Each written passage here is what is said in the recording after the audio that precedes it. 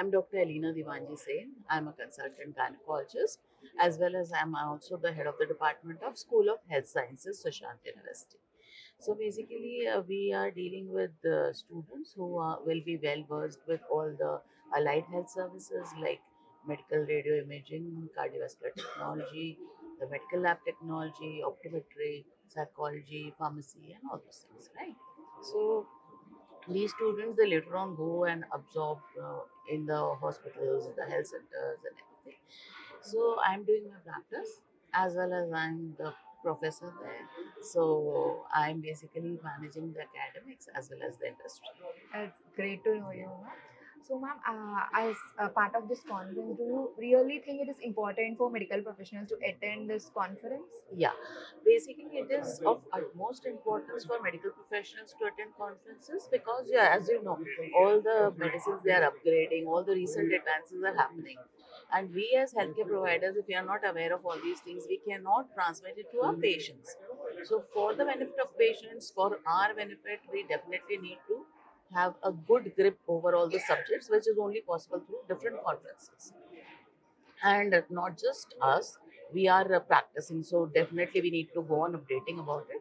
But even the students, they benefit a lot from conferences because they get to know new things, they get interested with it, they are motivated to excel further in life. So basically conferences are a big boon for all the professionals in any field.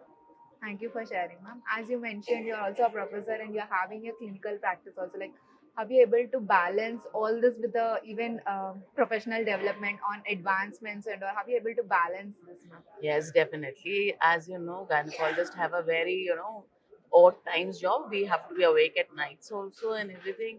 So yeah, I've been doing this since a very long time and it does take a bit of effort. But then managing on the personal as well as professional front, that's what we really aim for.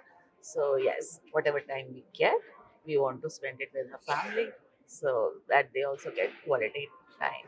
And of course, professional life always goes on. It is, not just a limited hours for us.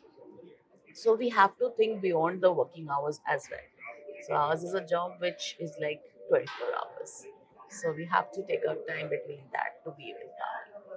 Thank you for sharing that, ma'am. Like, regarding the development and advancements in interventional cardiology or any other field of medicine, do you think it is really necessary for medical professionals or graduates to attend the case-based learnings or webinars to know about the advancements, ma'am? Yes.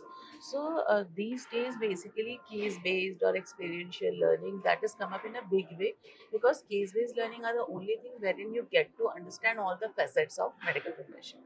It's just not theory books. Theory books anyone can read. Every case is different from the other.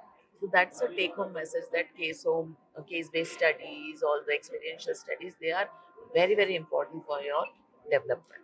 So for your professional development, definitely case-based studies are a big